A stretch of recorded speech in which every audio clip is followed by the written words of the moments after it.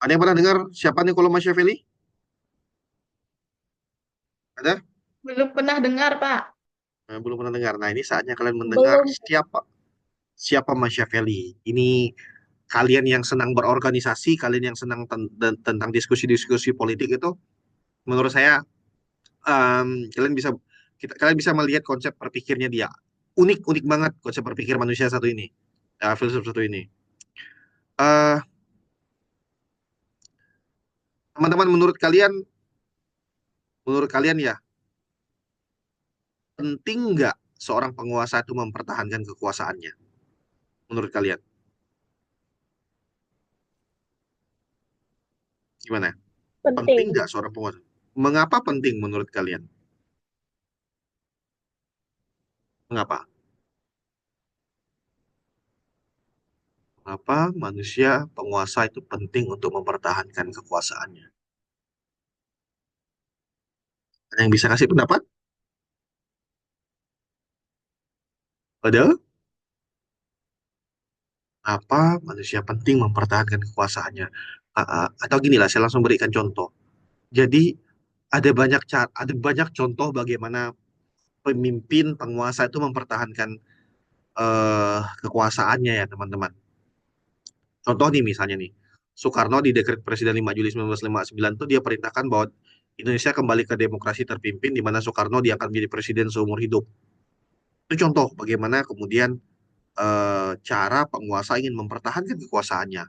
Soeharto pada masa dia menjabat itu ada banyak banget juga tentang cari di internet itu cara-cara yang dilakukan Soeharto untuk mempertahankan kekuasaannya selama 32 tahun by the way jadi presiden ya. Lalu Habibie juga mempertahankan kekuasaannya karena dia merupakan uh, wakil dari Presiden Soeharto pada saat itu, lalu diangkat menjadi presiden pengganti Soeharto. Salah satunya dia menolak penyelidikan terhadap Soeharto dengan caranya ya, dengan caranya. Lalu Gus Dur juga secara politik membatasi wewenang Wapres, mengangkat uh, banyak orang lah yang kemudian dinilai tidak kompeten mengurus ekonomi, membuarkan DPR RI dan segala macam pada saat itu. Dan bla bla bla. Ada Megawati, uh, kayak Megawati melarang TNI berpolitik praktis misalnya.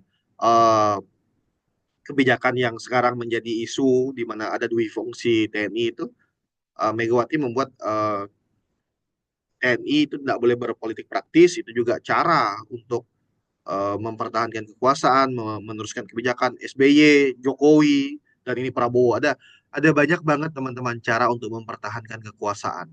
Nah, eh, etika politik ini di dalam mata kuliah etika politik ini kita akan melihat bagaimana secara etika politik kemudian dijalankan. Kita akan melihat bagaimana secara etika, secara etis politik dijalankan. Apakah mempertahankan kekuasaan itu merupakan hal yang boleh-boleh saja, sah-sah saja, dan bagaimana cara mempertahankan kekuasaan itu apakah kemudian menjadi isu yang harus dikaji, dibahas itu akan dilihat dalam etika politik. Ada salah seorang filsuf namanya Niccolo Machiavelli. Kalau kalian suatu saat menjadi seorang politisi, teman-teman, atau kalian belajar tentang politik, kalian bisa melihat bahwa kalau kalian belajar ya, maksud saya itu Niccolo Machiavelli ini akan menjadi politisi yang paling banyak dibenci. Sorry, seorang filsuf yang paling banyak dibenci karena dianggap dia mengajarkan etika politik yang buruk, dia mengajarkan etika politik yang barbar. Dia bilang kayak gitu. Dia bilang kayak gitu ya. Nah, kita akan lihat nih bagaimana barbarnya dia dalam menjalankan atau menelurkan konsep politiknya. Niccolo Machiavelli ini adalah diplomat dan politikus Italia, sekaligus seorang filsuf. Jadi lihat bahwa dia bukan hanya seorang yang berteori, tapi dia juga merupakan seorang politisi. Dia pelaku dari teori politik ini. Semasa 30 tahun pertama hidupnya, Machiavelli itu mengalami beberapa kali pergantian kepemimpinan Firenze. Pada masa pemimpinan Lorenzo misalnya, kota Firenze itu berkembang luar biasa dari segi budaya, perdagangan, ilmu pengetahuan, teknologi dan banyak hal lagi. Jadi Machiavelli ini hidup dalam beberapa kali pergantian kepemimpinan di kota Firenze itu. Ada pemimpin namanya Lorenzo yang membawa kota Firenze itu maju. Lalu kemudian setelah Lorenzo wafat, kota Firenze ini diserahkan kekuasaan kepada putranya Pietro Medici. Nah, Pietro Medici ini gaya kepemimpinannya beda dengan bapaknya. Karena dia gaya pemimpinannya beda dengan bapaknya, muncul pertentangan dari kalangan banyak orang di kota Firenze. Lalu terjadilah bahwa pertentangan ini, pemberontakan ini menyebabkan kekacauan di kota Firenze. Begitu banyak kehancuran, begitu banyak perdebatan. Lalu kemudian eh, orang-orang di kota Firenze ini karena tidak suka dengan gaya berpikirnya, gaya memimpinnya Pietro de Medici, lalu kemudian dilakukanlah penyingkiran terhadap Pietro de Medici dari Firenze. Nah, pengalaman-pengalaman ini nih membentuk konsep politiknya Machiavelli. Dia lihat bahwa dalam satu masa kehidupan dia terjadi berbagai macam pergantian kepemimpinan yang menyebabkan kota ini nggak stabil. Ganti pemimpin, ganti kebijakan. Ganti pemimpin, ganti kebijakan. Kota ini nggak stabil. Ini mempengaruhi Machiavelli. Nah, Machiavelli ini kemudian menuliskan karya-karyanya, ada banyak banget. Tapi yang paling terkenal itu nama bukunya namanya Il Principe. Ini begitu terkenal. Nanti kita akan membahas konsep politiknya dari buku ini. Mari kita mulai masuk ke etika politik Machiavellian. Kita masuk ke sini. Berkaitan dengan politik, Machiavelli sejatinya tidak pernah menuliskan konsep filsafat politik yang sistematis. Jadi Machiavelli tidak pernah menulis buku tentang filsafat politik itu secara sistematis.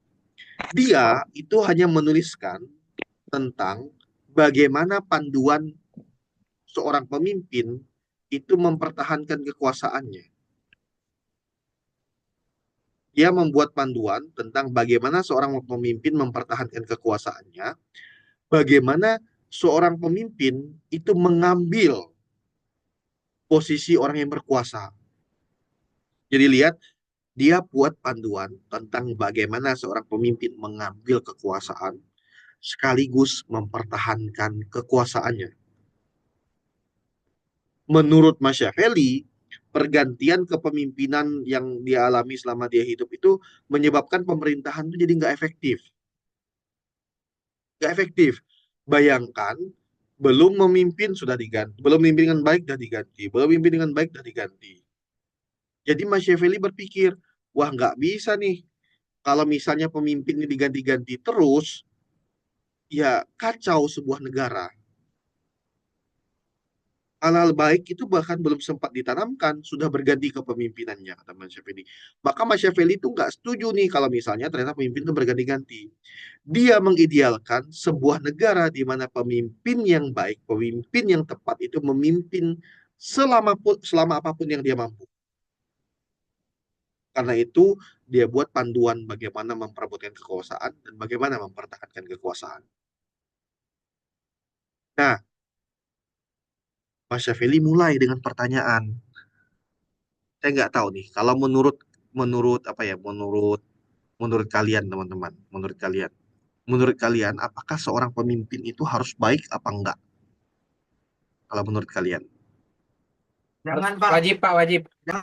Nah, ada yang bilang wajib baik, ada yang bilang jangan. Kalau yang bilang wajib baik, mengapa pemimpin harus baik menurut kalian? Mengapa?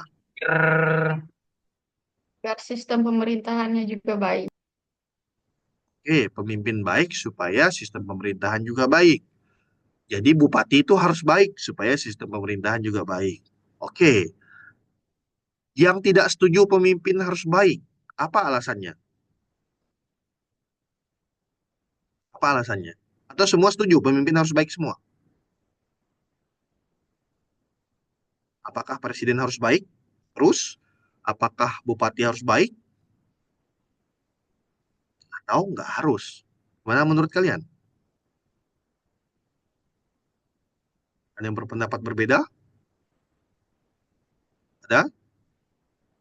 Oh, saya anggap semua setuju ya, pemimpin harus baik ya. Mari kita lihat bagaimana menurut Machiavelli. Kita lihat. Nah, menurut Machiavelli, moralitas itu tidak berlaku saat seorang harus mempertahankan kekuasaannya. Jadi, menurut Machiavelli itu teman-teman, saat seorang pemimpin harus mengambil atau mempertahankan kekuasaannya, dia tidak perlu mempertimbangkan moralitas. Menurut Machiavelli, etika Kristianitas, ya, ini konteks dia di Eropa ya, sangat sangat Kristiani, sangat Katolik banget ya, apalagi di Italia. Menurut dia, etika Katolik atau etika Kristianitas itu hanya menjadikan manusia itu sebagai pribadi yang lemah karena orientasinya pada akhirat. Lemah banget tuh karena orientasinya pada akhirat. Jadi apa maksud Machiavelli? Seorang pemimpin itu nggak boleh orientasinya pada surga. Mengapa? Bayangkan nih, suatu saat ada anggota masyarakat yang melakukan kesalahan. Karena orientasinya adalah surga, pemimpin kemudian mengampuni kesalahannya. Bayangkan kalau semua kesalahan diampuni. Orang akan berlomba-lomba untuk berbuat jahat terus. Kenapa? Ya diampuni kok, dimaafkan kok. Itulah sebabnya Machiavelli bilang, nggak boleh pemimpin itu berorientasi pada akhirat, nggak boleh berorientasi pada moralitas. Seorang pemimpin itu tidak boleh menjadi orang yang punya kompas moral yang baik. Nggak boleh. Mengapa? Karena dia harus kejam, dia harus tegas, dia harus mampu bertindak jahat kepada orang jahat. Menurut Machiavelli, apapun itu boleh dilakukan agar seseorang itu dapat mempertahankan kekuasaannya, boleh. Pemimpin yang ideal menurut Machiavelli itu boleh menipu, boleh kejam, boleh banget. Dia nggak harus baik menurut Machiavelli untuk mempertahankan kekuasaannya. Pertanyaannya, mengapa kebaikan itu tidak bisa menjadi kompas moral bagi pemimpin? Itu pertanyaannya. Nah, menurut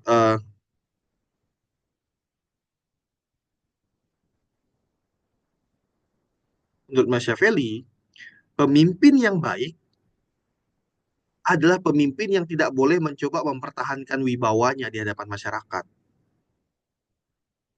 Karena apa? Kalau pemimpinnya baik, itu rawan dikudeta. Ada orang buat salah tadi dimaafkan, orang bertindak keliru itu diampuni. Menurut Machiavelli nggak bisa sebagai seorang pemimpin, kau harus bertindak tegas, kau harus kejam, kau harus tega. Jika seorang pemimpin itu baik, maka pemimpin akan membawa negaranya pada pemberontakan karena dinilai tidak tegas oleh rakyatnya. Bagi Machiavelli, kekerasan itu diperlukan untuk stabilitas. Kalau seorang pemimpin itu konsisten pada kekuatannya, maka dia akan mampu mempertahankan kekuasaannya. Dia akan mampu mempertahankan kekuasaannya.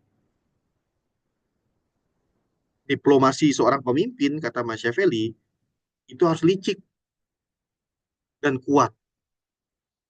Kau boleh menipu, kau boleh memperdaya seseorang demi mempertahankan kekuasaannya. Boleh banget. Nggak ada, nggak ada yang, nggak ada yang salah dengan apa namanya usaha kita untuk eh, suara saya bisa dengar ya teman-teman ya? Bisa, Pak. Ya, Pak. Oke.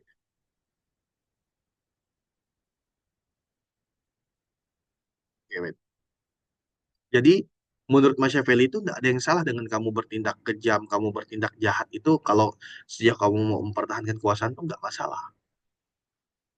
Sama sekali. Nah, di sini teman-teman, kita bisa melihat apa Machiavelli itu mengajarkan suatu konsep politik yang nggak familiar. Bagi kita, bayangkan kalau tiba-tiba ada orang yang bilang bahwa, oh boleh kok pemimpin itu mempertahankan kekuasaan dengan tipuan, dengan sokokan tuh boleh, yang penting kekuasaan dipertahankan. Saya bilang, wah ini jahat banget nih orang yang memberikan usulan gitu. Tapi coba kita lihat faktanya, sebenci-bencinya orang pada pemikiran Machiavelli, faktanya banyak politisi kita pada hari ini melakukan itu semua.